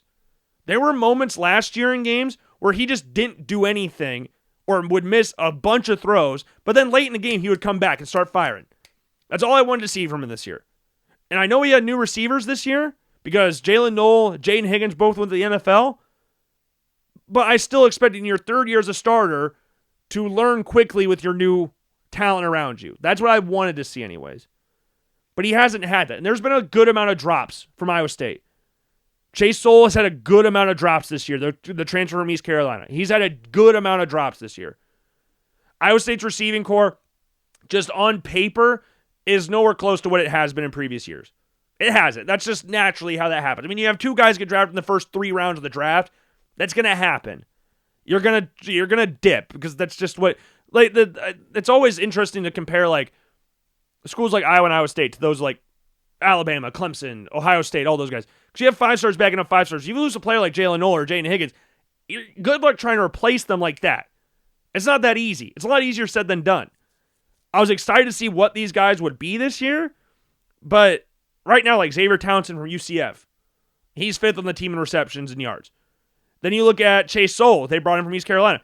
He's 3rd on the team in receptions, and he's 3rd on the team in yards. Joint 3rd in receptions. The tight ends have been playing really well this year, which shouldn't be that big of a surprise. The running backs have been playing well this year. Abu Sama and Carson Hansen both have over 550 yards rushing at this point in the year. So like their passing game is just not doing it. And I don't know what's really the main cog in that. If you look at the past 3 games for Iowa State, Rocco Becht has 2 passing touchdowns and 5 picks. That's not going to win you games. In the last 3 games alone. And I know he had 2 passing touchdowns against Cincinnati. He had 2 rushing touchdowns in there as well. But in the last 3 in particular, which I would say, the Cincinnati game was pretty rough, because especially with it being on the road, they had all the injuries. I mean, look at the secondary as well. Lost some really key pieces in the secondary. And like I've talked about 1,000 times when it comes to Iowa State football, is that playing that 3-3-5 defense is all fine and dandy if it's working. But when you lose 2 guys like they did, it makes it so damn hard for you on defense. And that's why a guy like Jeff Sims, who's 30 years old, can rush for over 200 yards on you. Not throw, rush. He ran for 228 yards in this game. 228 yards in this game. Bear Bachmeier, he led BYU in rushing yards in that game. I'm not sitting here going like he had a shit ton of rushing yards or anything, but he ran the ball really well. We've talked about this going into the year. Iowa State struggles against mobile quarterbacks and good running games. And when they sell out to that, guess what? That opens everything up in the back half. If it's working, it's awesome. It's going really well. John Heacock's one of the best defensive coordinators in college football. I'm not disrespecting him at all. But the run defense has always been an issue. For the most part. Like, you look how much they sold out to the run against Arizona State, and they got killed for that. When they're playing a pass-first team, they're pretty damn good at playing them. But if they're not, like, you look at the past 3 games, or 4 games, Cincinnati, Colorado, BYU, and Arizona State. Would you say primarily, and given the current state of Arizona State, Not talking about Sam Levitt and Jordan Tyson. I'm not talking about that because that's not the team that played on Saturday. In general, would you list Cincinnati, Colorado, BYU, and Arizona State as pass first teams or run first teams? Because all four of those teams, have mobile quarterbacks that can hurt you with their legs with solid enough running backs. Like Tyway Walker ran for 111 yards against Iowa State in that game for Cincinnati. Like that's the problem. You look at teams like Kansas State. That game was just a muddy mess in Ireland, so that's a little different. Iowa, that game's is a rivalry game, so that one doesn't really matter as well. So I guess really the only game we've really actually seen Iowa State play fully. It was so. Now I'm thinking back to it. I remember when they beat Arizona. I remember I came on here and I said, that's the Iowa State that we're going to see for the rest of the year. That's the Iowa State that I wanted to see. And we haven't seen anything close to that Iowa State team since that point. And again, injuries are a big factor in that. I'm not taking anything away from that. And the drops have been a big factor for that for Iowa State. I'm not taking anything away from that. But they're not playing good. And I think right now, like I said last week, like it was always the case growing up, if we played this game right now, Iowa would beat the absolute piss out of Iowa State. Because Iowa's defense is playing a lot better than they were at that point. And Iowa's offense is playing a lot better than what they were up to that point. But my main thing I wanted to say here with the Rocco Becht stuff, they're tweeting out. So there was someone posted Daniel Jones the 1 week I have to start him in fantasy, and it's a picture of Rocco Becht. Just a little jab there, just some fun. Because again, Rocco Becht, again, has not been playing up to the level that we would all expect him to be at for a guy who's in, again, his third year as the starter. But then someone, quote, tweeted it. Rocco has 2.3 times, which is, just talk about the normal numbers. Okay, I'm not going to look at that. Basically, it just goes, it's 1.2. Let's just look at the numbers straight up for what they are, okay? Let's look at the numbers straight up. I got to pull up Mark Gronowski here real quick, because I'm not doing like, he's 2.4 more passing yards than him. I'm not doing that.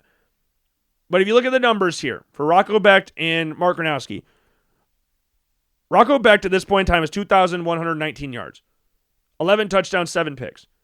Mark Gronowski at this point, 946 yards passing, 4 touchdowns, 4 picks. So if you're going off straight numbers there, it leans heavily towards Becht until you start throwing in the completions and attempts. Because Becht has 273 pass attempts as opposed to 165 for Mark Gronowski. To put that in context here, Mark Gronowski's 165 pass attempts are 4 less, than Rocco Becht's completions up to this year. Rocco Becht has 169 completions right now. Mark Gronowski has 165 pass attempts up to this point. And then you look at the rushing numbers. 70 carries, 66 yards, 8 touchdowns for Rocco Becht. For Mark Gronowski, 76 carries, 313 yards rushing, 11 touchdowns for Gronowski. I'm going to put this in very simple terms for you.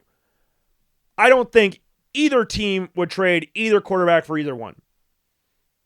Because if you're talking objectively, would we say objectively Rocco Becht is the better quarterback of the two? Naturally, we would say that. But would I take Rocco Becht with how Iowa plays on offense over Gronowski? No. And I wouldn't even think twice about it.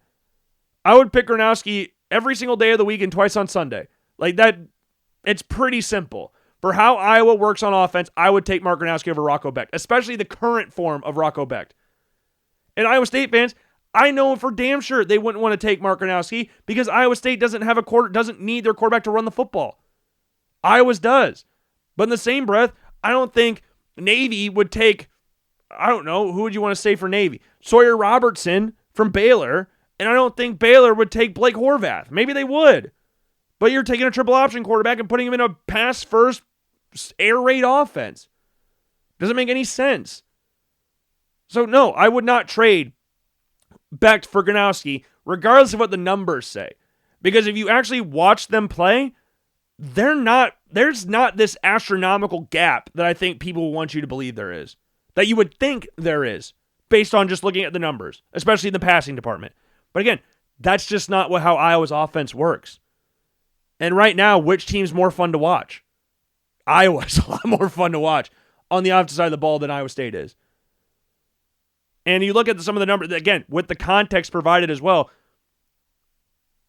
I would say you could say 3 of the interceptions Mark Gronowski has thrown this year have been unfortunate interceptions. The one against Wisconsin, that was just trying to hit a post corner route. 5 seconds left in the first quarter, try to hit his post corner.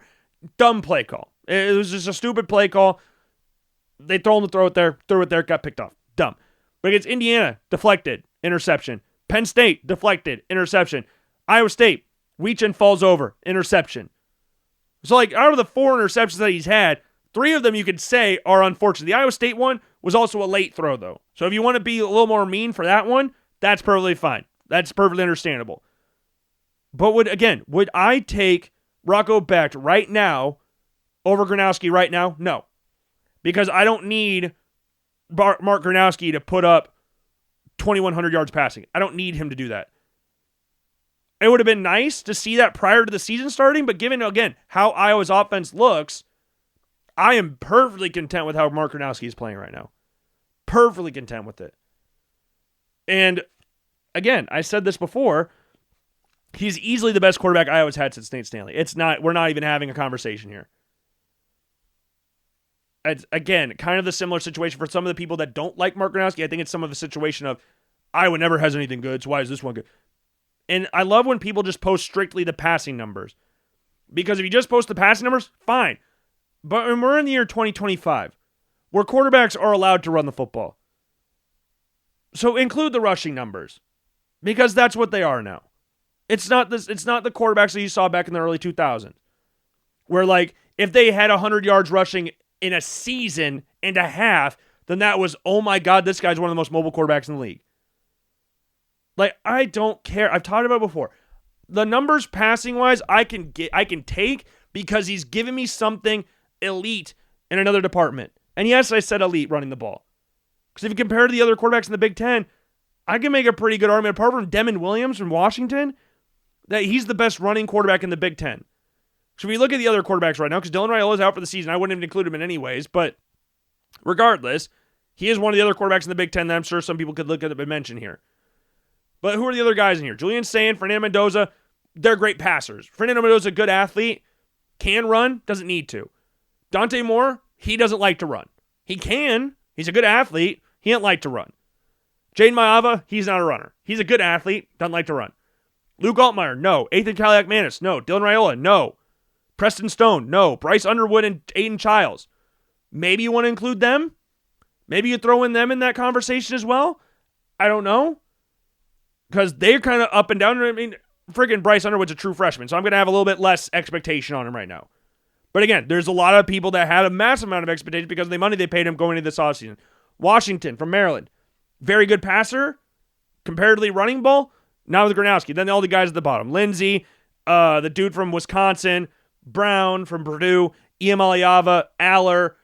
Like, I would say, barring Demond Williams, Mark Gronowski's the best running quarterback in the Big Ten. And that's perfectly okay with me if he's not the most elite passer out there, because that's not what we need him to be. Like I've said it before, Iowa will put the ball in his hands if they need someone to make a play. That says a whole hell of a lot right there. And that's not me, before anybody tries to misinterpret that, I'm not sitting here going like Iowa State doesn't do that with Rocco Becht. I'm not saying that. I'm just saying it for the perspective of this thing right here, just talking about what Gronowski provides Iowa and alone. But again, for what Iowa does specifically on offense, I would take Mark Gronowski over Rocco Becht. For what they do. Is Mark Gronowski a better quarterback than Rocco Becht? No. This year, Rocco Becht's not playing good, but because of the expectations that we had on him going in. He hasn't been playing good. But again, a lot of drops in there. There's a lot of bad turnovers, though, in there. I think if you're just talking generally, Rocco's a better quarterback.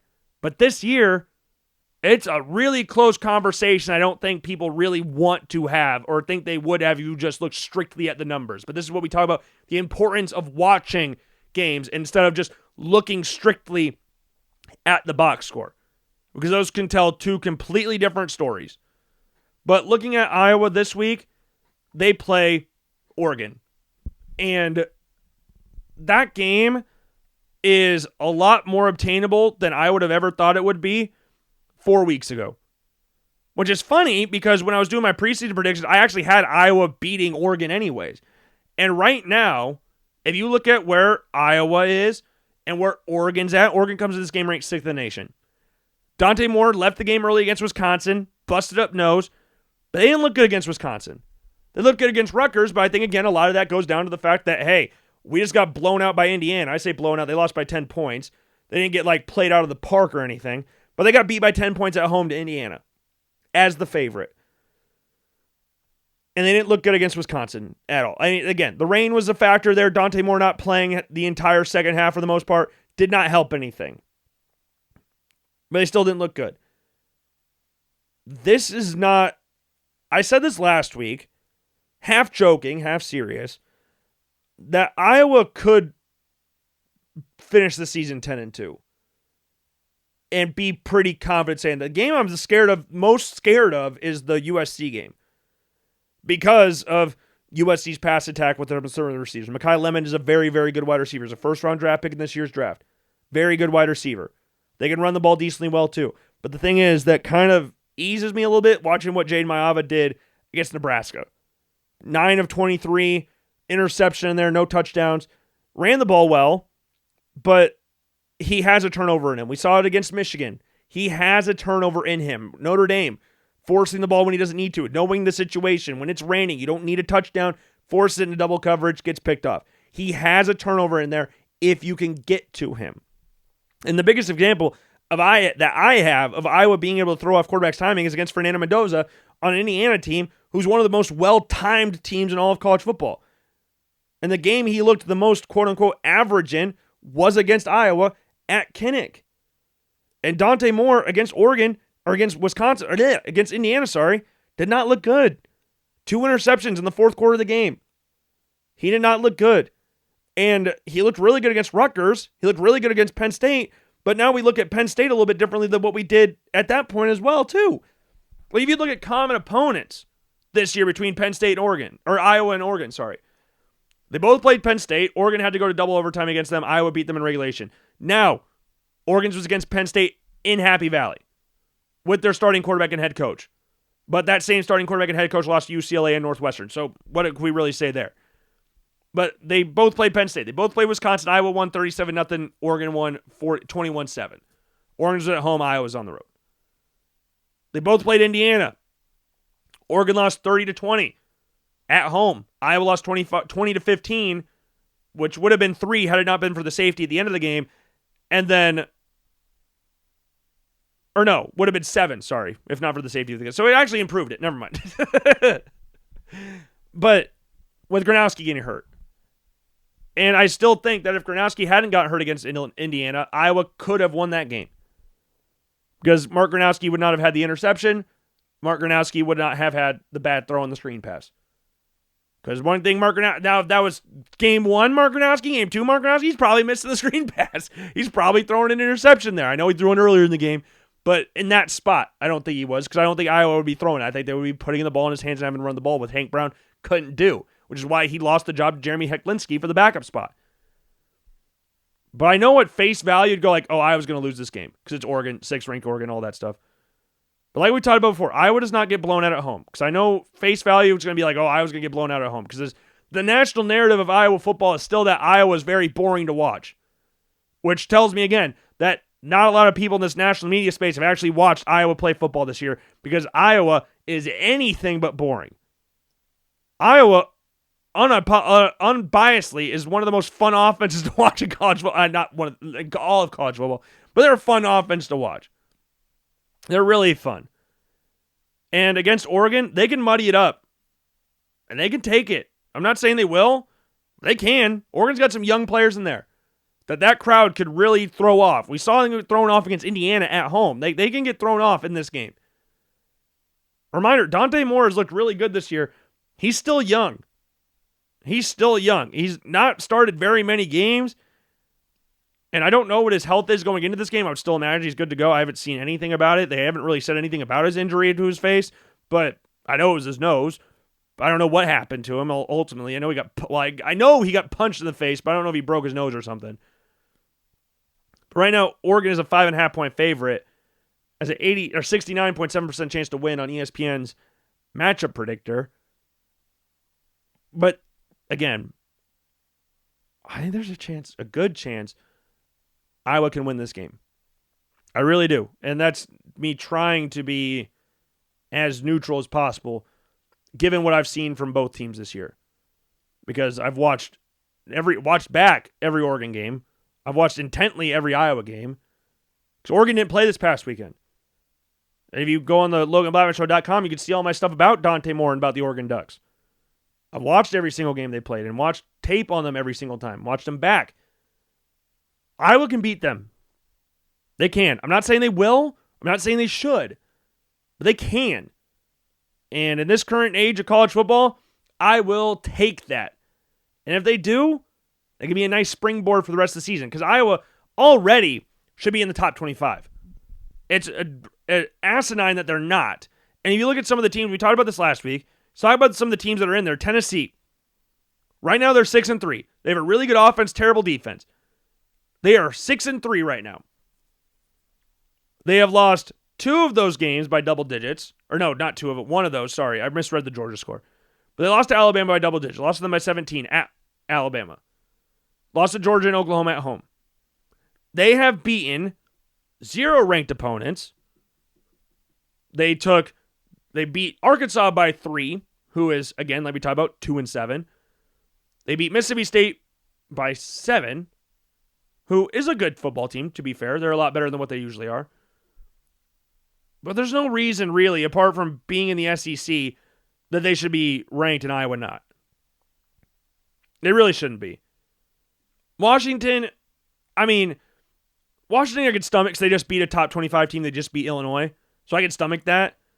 And they have looked good. They played Ohio State really close. But what is Tennessee still doing in there?